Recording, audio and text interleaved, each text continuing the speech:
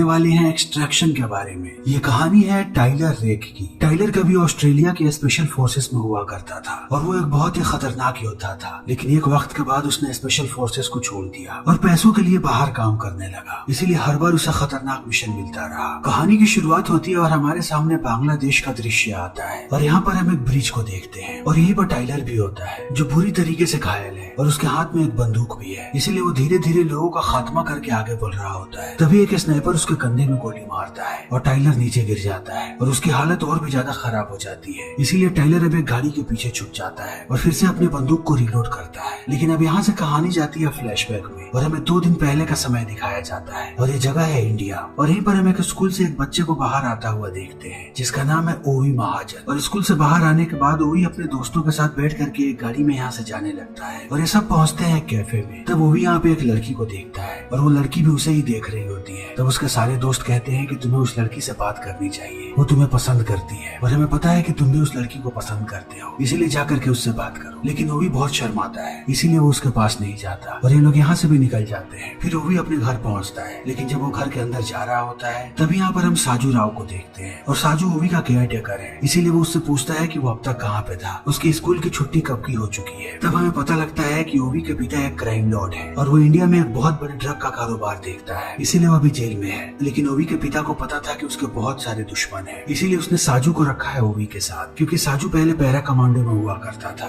और हर जगह उसके बहादुरी के चर्चे थे। इसीलिए ओवी के पिता को लगता है कि साजू से बेहतर उसके बच्चे की सुरक्षा कोई भी नहीं कर सकता। इसलिए अब साजू समझाने लगता है ओवी को और कहता है कि ये बहुत ही खतरनाक हो सकता था, तुम्हें स्कूल के बाद कहीं भी बाहर नहीं जाना चाहिए, तुम सीधा घर वापस आओगे। और ओवी भी इस बात को मान जाता है और अपने काम में लग जाता है। लेकिन जैसे ही रात होती है हमें पता लगता है कि ओवी अपने दोस्तों के साथ बाहर जाने वाला है और इस बात की खबर साजू को नहीं है। इसीलिए ओवी चुपके से यहाँ से निकल जाता है और जाता है एक नाइट बार में जहाँ उसके सारे दोस्त आए हुए हैं। तभी उसके दोस्त कहते हैं कि वो लड़की भी यहीं पे है जो तुम्हें हमेशा देखती रहती है, इसीलिए यही सही मौका है कि तुम जाकर के उससे बात कर सकते हो। लेकिन ओवी फिर से शर्माने लगता है। तब उसके दोस्त कहते हैं कि तुम्हारा शर्म भगाने का सिर्फ एक ही रास्ता है और इतने कहने के बाद उसका दोस्त उसे बाहर लेकर के जाता है और वो एक सिगरेट जलाता है। लेकिन अब ये सिगरेट पीने ही वाले होते हैं तभी यहाँ पे 2 पुलिस वाले आ जाते हैं और वो देखते ही देखते ओवी के दोस्त को मार देते हैं और ओवी को किडनैप कर लेते हैं। तब हमें पता लगता है कि ये दोनों आदमी पुलिस वाले नहीं थे बल्कि आमिर आसिफ के आदमी थे जो कि बांग्लादेश का डॉन है और अब उसने ओवी को उठा लिया है क्योंकि उसे पता है कि उसे बहुत ही ज्यादा फिरौती मिलेगी और जल्दी ये बात हर जगह पे फैल जाती है और साजू को भी ये बात पता लग जाती है। इसीलिए वो पहुंचता है सेंट्रल जेल जहाँ पे ओवी के पिता है और अब साजू के सामने आते हैं मिस्टर महाजन और वो साजू को डांटने लगते हैं और कहते हैं कि मैंने तुम पे पानी की तरह पैसा बहाया ताकि तुम मेरे बच्चे को सुरक्षित रखो, लेकिन तुम्हारे नाक के नीचे से वो लोग मेरे बेटे को उठा करके ले गए और अब मेरा बेटा बांग्लादेश में है, वो भी आमिर के पास। लेकिन अभी तुम्हारी जिम्मेदारी है कि तुम मेरे बेटे को वापस लेकर के आओगे, इसीलिए अभी के अभी बांग्लादेश निकलो। तब साजू कहता है कि इतना आसान नहीं होगा, पूरे के पूरे बांग्लादेश पे आमिर का कब्जा है और वहाँ से ओवी को निकालना बहुत ही मुश्किल है और शायद इस काम को तो मैं अकेला कभी भी नहीं कर पाऊंगा। तब महाजन कहता है कि इस काम को तुम्हें अकेला ही करना पड़ेगा क्योंकि मेरे पास इतने पैसे नहीं है कि मैं अपने बेटे को छुड़ाऊं, क्योंकि पुलिस वालों ने मेरे अकाउंट को सीज कर दिया है, इसीलिए अब मैं कुछ नहीं कर सकता और यहाँ तक कि मैं तुम्हें टीम भी नहीं दे सकता। इसीलिए अभी तुम्हारी जिम्मेदारी है कि मेरा बेटा जिंदा मेरे पास वापस आए, वरना तुम्हारा भी बच्चा है। अगर मेरे बच्चे को कुछ भी हुआ और मेरा परिवार खत्म हुआ तब तुम्हारा भी परिवार नहीं बचेगा। तब इन सारी बातों को सुनने के बाद अब साजू परेशान हो जाता है और वो घर आकर के अपनी पत्नी को पूरी बात बताता है और कहता है कि अब उसे बाहर जाना पड़ेगा। लेकिन साजू जानता है कि वो इस काम को अकेला अंजाम नहीं दे सकता, इसीलिए वो अपनी पत्नी से कहता है कि मैंने एक योजना बनाई है। तभी हमारे सामने ऑस्ट्रेलिया का दृश्य आता है और यहाँ पर हम टाइलर को देखते हैं जो सोया होता है। फिर टाइलर जगता है और आकर के पानी में कूद जाता है और पानी के नीचे बैठ करके योगा कर रहा होता है। तभी उसे अपने बेटे की झलकियां नजर आती हैं। फिर वो पानी से बाहर निकलता है और पहुंचता है अपने घर पे। तभी वो अपने सामने पाता है निक खान को जो उसकी दोस्त है। फिर निक अब यहाँ पे बताने लगती है टाइलर को कि उनके लिए एक काम आया है। बांग्लादेश का डॉन आमिर ने इंडिया के डॉन के बेटे को किडनैप कर लिया है और अब टाइलर को उसे छुड़ाना है और वो बच्चा अभी ढाका में है। तब इस बात को सुनने के बाद टाइलर कहता है तब तो ये काम आसान है क्योंकि गैस्पर ढाका में ही है, तुम गैस्पर से बात करो, वो इस काम को आसानी से कर देगा। लेकिन निक कहती है कि गैस्पर इस काम को नहीं कर पाएगा, इस काम को सिर्फ तुम कर सकते हो और अगर तुमने इस काम को अंजाम दिया तब तुम्हें बहुत सारे पैसे मिलेंगे। फिर इन बातों को सुनने के बाद टाइलर भी मान जाता है और ये लोग यहाँ से निकल जाते हैं। फिर ये सब लोग योजना बनाने लगते हैं और सबसे पहले ये लोग ओवी के बारे में बताते हैं टाइलर को और उसके पिता के बारे में और फिर वो बांग्लादेश के बारे में बताना शुरू करते हैं कि आमिर यहाँ पे कितना ज्यादा खतरनाक है और आमिर के पास ही ओवी है, इसीलिए अब तुम्हें उन किडनैपर्स के पास जाना है और उनसे कहना है कि तुम पैसे लेकर लेकर के आए हो, तभी वो तुम्हें बच्चे के पास लेकर के जाएंगे। और अब टाइलर ऐसा ही करता है, वो जल्दी ही पहुंच जाता है उनके लोकेशन पे। वो किडनैपर से बात करता है और चला जाता है बिल्डिंग के अंदर। तब वो लोग उसमें बंदूक तान देते हैं और फिर बच्चे को दिखाते हैं और कहते हैं कि अब हमें पैसे दो। फिर यहाँ पे टाइलर अपनी चाल चलना शुरू करता है, क्योंकि उसे पता है कि उसके लोग हर जगह से निशाना लगा करके बैठे हैं। इसीलिए अब धीरे धीरे टाइलर इन्हें गुमराह करने लगता है और इसके साथ ही इन पे हमला कर देते हैं और वो एक एक करके सबको मारने लगते हैं। फिर टाइलर भी अपना कमाल दिखाता है और अंदर जितने भी लोग होते हैं वो एक एक करके उनका खात्मा करने लगता है। और सबको मारने के बाद वो पहुंचता है ओवी के पास और ओवी को लेकर के यहाँ से भाग जाता है और पहुंचता है खुफिया जगह पे। फिर वो ओवी को समझाता है कि वो उसका दुश्मन नहीं है बल्कि उसका दोस्त है और सिर्फ वही उसे यहाँ से बाहर निकाल सकता है। इसीलिए ओवी को कोऑपरेट करने के लिए कहता है। फिर वो अपनी टीम को बताता है कि उसने ओवी को बाहर निकाल दिया है और अब वो यहाँ से बाहर निकलना चाहता है। तब पूरी की पूरी टीम एक्सट्रैक्शन की प्लानिंग बनाने लगती है और वो लोग टाइलर को एक लोकेशन देते हैं और कहते हैं कि जब तुम वहाँ पे जाओगे तब तुम्हें एक बोट मिलेगी और बोट से हम तुम्हें बाहर निकाल देंगे। इसीलिए अब टाइलर भी ओवी को लेकर के आगे बढ़ने लगता है और वो जल्दी ही पहुँचता है जंगल में, क्योंकि जंगल के पास ही वो बोट आने वाली है। लेकिन जब वो बोट के नजदीक जा रहा होता है तभी हम देखते हैं कि बोट के अंदर कोई घुस चुका है जो एक एक करके इनके लोगों को मार रहा है। तभी ये बात पता लग जाती है निक, और निक खबर कर देती है टाइलर को और कहती है कि अभी तुम्हें वहीं पर रुक करके रहना है क्योंकि कोई हमारे आदमियों पे हमला कर रहा है। इसीलिए अब टाइलर भी रुक जाता है। तभी टाइलर पे भी हमला होने लगता है, इसीलिए टाइलर ओवी को लेकर के भाग रहा होता है। तभी हम देखते हैं कि इन पे हमला करने वाला कोई और नहीं बल्कि साजू है। फिर हमें पूरी प्लानिंग पता लगती है कि साजू ने ये सब कुछ जानबूझ के किया था। साजू ने ही निक को कॉन्ट्रैक्ट दिया था कि वो ओवी को बाहर निकाले और जैसे ही वो लोग ओवी को बाहर निकालेंगे साजू का काम आसान हो जाएगा। फिर साजू ओवी को उनसे चुरा लेगा और उसे पैसे नहीं देने पड़ेंगे। यानी कि साजू ने टाइलर की टीम का इस्तेमाल किया है, इसीलिए वो इन पे हमला कर रहा है और टाइलर उससे बचने की कोशिश कर रहा है। लेकिन इसी बीच साजू यहाँ पे ओवी का नाम चिल्लाता है और कहता है कि मैं तुम्हें वापस ले जाने आया हूँ। लेकिन टाइलर ओवी को रोक देता है और एक बॉम्ब फोड़ करके यहाँ से भागने लगता है। लेकिन अब ओवी टाइलर से कहता है कि साजू हमारे लिए काम करता है और वो मुझे वापस ले जाने के लिए आया है। लेकिन टाइलर उसे कहता है कि हम किसी पर भी भरोसा नहीं कर सकते। कौन गद्दार है इस बात का कोई पता नहीं, साजू भी गद्दार हो सकता है, इसीलिए हमें ऐसे ही भागते रहना पड़ेगा। और अब ये लोग ऐसे ही भागने लगते हैं। लेकिन अब ढाका की पूरी पुलिस इनके पीछे लग जाती है। ये लोग भागते जाते हैं और पुलिस इन्हें पकड़ती जाती है। लेकिन इसी बीच में अब साजू भी घुस आता है। वो पुलिस वालों को मारता है, फिर उनकी गाड़ी से इनका पीछा करने लगता है। तब टाइलर ओवी को लेकर के एक बिल्डिंग के अंदर घुस जाता है ताकि वो पुलिस वालों से बच सके। लेकिन साजू इन्हें देख लेता है, इसीलिए वो तुरंत ही हमला कर देता है टाइलर पे और टाइलर और साजू के बीच घमासान लड़ाई होने लगती है। और ये दोनों ही बेहतरीन योद्धा है, इसीलिए कोई भी किसी से भी कम नहीं। कभी साजू टाइलर को मारता है तो कभी टाइलर साजू को मारता है और इनकी लड़ाई ऐसे ही चलती जाती है और कोई भी हार मानने का नाम नहीं लेता। और दोनों के सर पे यहाँ पे खून सवार है। लेकिन इस लड़ाई में दोनों धीरे धीरे घायल हो रहे हैं। लेकिन इसी बीच जब टाइलर भारी पड़ने लगता है साजू पे, तभी एक गाड़ी आकर के यहाँ पे टाइलर को ठोक देती है और साजू को मौका मिल जाता है ओवी को लेकर के भागने के लिए। इसीलिए ओवी को लेकर के जाने लगता है। तभी टाइलर एक ट्रक लाता है और उससे यहाँ पे ठोक देता है साजू को और फिर से ओवी को लेकर के भागने लगता है। लेकिन अब पुलिस अभी भी उसके पीछे लगी हुई है। टाइलर भागता जाता है और पुलिस वाले उसे पकड़ते जाते हैं। तब टाइलर को कुछ समझ में नहीं आता, इसीलिए ओवी को कहता है कि हमें कूदना पड़ेगा। फिर वो चलते ट्रक से कूद जाते हैं और यहाँ पे एक बहुत ही बड़ा ब्लास्ट होता है और सबको लगता है कि वो दोनों के दोनों मारे गए। लेकिन आमिर को अभी भी इस बात पर विश्वास नहीं है, इसीलिए वो कहता है कि जब तक मैं उनकी लाशों को नहीं देख लेता तब तक तुम लोग उसे ढूंढते रहोगे। लेकिन अब टाइलर ओवी को लेकर के एक जगह पे जाकर के छुप जाता है। लेकिन अभी भी वो बहुत ही बुरी तरीके से घायल है। तब वो बात करता है निक से। फिर निक उसे पूरी बात बताती है और कहती है कि यह कॉन्ट्रैक्ट हमें इंडिया से आया था और हम उस बच्चे को छुड़ाने वाले थे और उसके बदले में हमें पैसे देने वाला था मिस्टर महाजन और साजू। लेकिन उन दोनों ने मिलकर हमें धोखा दिया है और अब वो हमें पैसे नहीं दे रहे हैं और साजू यहाँ पे उस बच्चे को छुड़ाने के लिए आया है ताकि वो बच्चे को भी ले जाए और हमें कोई पैसे भी ना दे। लेकिन इस मिशन में हमारा बहुत बड़ा नुकसान हुआ है। लगभग हमारे सारे लोग मारे जा चुके हैं और हमारे पास कुछ भी नहीं है और तुम भी पूरी तरीके से घायल हो। इसीलिए हमारे लिए ठीक यही है कि तुम उस बच्चे को वहीं पे छोड़ दो और वहाँ से निकल जाओ। मैं कोशिश करूंगी तुम्हें वहाँ से निकलवाने की। तब टाइलर कहता है कि मैं इसको ऐसे ही नहीं छोड़ सकता वरना आमिर इसे फिर से पकड़ लेगा और इस बार वो उसे जिंदा नहीं छोड़ेगा। और इतना कहने के बाद वो ओवी को लेकर के निकलने लगता है। तभी कुछ लोग अंधाधुंध इस पे गोलियां चलाने लगते हैं और टाइलर अभी उन पे हमला करने ही वाला होता है। तभी वो देखता है कि ये सारे के सारे बच्चे हैं, इसीलिए टाइलर रुक जाता है क्योंकि वो किसी भी बच्चे को नहीं मारना चाहता। फिर वो ओवी को लेकर के नीचे गटर में छुप जाता है और फिर से कॉल करता है निक और कहता है कि गैस्पर को फोन लगाओ और उसे कहो कि वो मेरी मदद के लिए आए क्योंकि मैंने उसकी मदद की थी और मैंने उसकी जान भी बचाई थी। इसीलिए अब उसकी बारी है और निक भी ऐसा ही करती है। वो गैस्पर को कॉल लगा देती है। फिर गैस्पर पहुंचता है उस नाले के पास और वो जल्दी ही इन दोनों को बाहर निकाल लेता है और उसकी गाड़ी में बैठ करके ये लोग यहाँ से निकल जाते हैं और पहुंचते हैं गैस्पर के घर पे। तब सबसे पहले ये लोग ओवी को खाना खिलाते हैं और उसे सुला देते हैं और उसके सोने के बाद ये दोनों आपस में बात करने लगते हैं। तब गैस्पर यहाँ पे टाइलर की फैमिली के बारे में पूछता है। तब वो बताता है कि उसका अच्छा परिवार था और उसका बेटा भी था, लेकिन 6 साल की उम्र में ही उसके बेटे को कैंसर हो गया और उस बीमारी का कोई भी इलाज नहीं था। इसीलिए धीरे धीरे करके उसका बेटा मरने लगा और एक वक्त के बाद टाइलर इन चीजों को नहीं देख पाया, इसीलिए वो सबको छोड़ करके वहाँ से भाग गया और वो सपने उसे अभी तक सताते हैं कि वो आखिरी वक्त में अपने बेटे के पास नहीं था। फिर इन सारी बातों को सुनने के बाद गैस्पर कहता है कि तुम इसको भी नहीं बचा पाओगे, क्योंकि अगर इसे आमिर ने यहाँ पे नहीं पकड़ा और ये इंडिया वापस भी चला गया तब भी आमिर इसे दोबारा पकड़ लेगा और इस बार वो उसे जिंदा नहीं छोड़ेगा। इसीलिए इसको कैसे भी मरना है और ये जितनी ज्यादा दिन जिंदा रहेगा उतनी ज्यादा मुसीबतें इसके लिए बढ़ेंगी। इसीलिए इसे हमें अभी मार देना चाहिए, क्योंकि इसके मरने में सबका फायदा है। मैंने आमिर से एक बहुत बड़ा डील किया है और अगर हम लोग इसे मार दें तब हम दोनों माला माल हो सकते हैं। तब इस बात को सुनने के बाद अब टाइलर गुस्सा हो जाता है और वो गैस्पर से लड़ने लगता है और इन दोनों के बीच ऐसे ही लड़ाई होती रहती है। लेकिन टाइलर बुरी तरीके से घायल है, इसीलिए गैस्पर उस पर भारी पड़ता है और अब गैस्पर यहाँ पे टाइलर को मारने ही वाला होता है। तभी एन वक्त पे ओवी आ जाता है और वो गैस्पर पे गोली चला देता है। तब टाइलर यहाँ पे ओवी से बंदूक छीन लेता है, लेकिन अब टाइलर को सारी बातें समझ में आ चुकी हैं कि कितना बड़ा गेम चल रहा है। लेकिन टाइलर कैसे भी ओवी को बचाना चाहता है और वो जानता है कि इस खेल में सिर्फ और सिर्फ उसका एक ही आदमी साथ दे सकता है और वो है साजू, क्योंकि वो भी कैसे भी ओवी को बचाना चाहता है। इसीलिए वो साजू को कॉल करता है और उसे मिलने के लिए बुलाता है। तब साजू यहाँ पर टाइलर को पूरी कहानी बताता है और कहता है कि मैं सिर्फ ओवी को बचाना चाहता हूँ, क्योंकि अगर मैंने इसे नहीं बचाया और इसे कुछ भी हुआ तब महाजन मेरे पूरे के पूरे परिवार को खत्म कर देगा, इसीलिए मुझे कैसे भी इसे बचाना है। तब टाइलर कहता है कि मैं भी यही चाहता हूँ, इसीलिए अब तुम्हारी जिम्मेदारी है कि तुम इसे इंडिया लेकर के जाओगे और हम दोनों एक प्लान के तहत काम करेंगे। और इतना कहने के बाद अब टाइलर अपनी योजना बताता है साजू को और कहता है कि तुम मूवी को लेकर के आगे बढ़ते रहोगे और हर एक चेक पॉइंट पे मैं सबका ध्यान भटकाऊंगा और तुम्हें मौका मिल जाएगा आगे बढ़ने का। इसीलिए अब ये लोग ऐसा ही करते हैं, ये लोग आगे बढ़ते जाते हैं और टाइलर सबका ध्यान भटकाता है और अब इन्हें लगता है कि ये लोग आगे निकल जाएंगे। तभी आखिरी चेक पॉइंट पे एक आदमी इन्हें पहचान जाता है, इसीलिए अब इन पे फिर से गोलियां चलने लगती हैं और साजू ओवी को लेकर के भागने लगता है और भागते भागते वो पहुंचता है एक पुल पे। लेकिन अब यहाँ पे लोग हेलीकॉप्टर से चले आते हैं और वो इन पे अंधाधुंध गोलियां चलाने लगते हैं और इनके लिए मुसीबतें बढ़ने लगती हैं। फिर ये लोग छुप जाते हैं। तभी यहाँ पर हम निक को देखते हैं और अब निक यहाँ पे आती है और वो देखते ही देखते हेलीकॉप्टर को उड़ा देती है, इसीलिए फिर से आगे बढ़ने लगते हैं। तभी यहाँ पर हम देखते हैं आमिर के स्नाइपर को, जो अब साजू को शूट कर देता है और यहीं पे साजू की मृत्यु हो जाती है।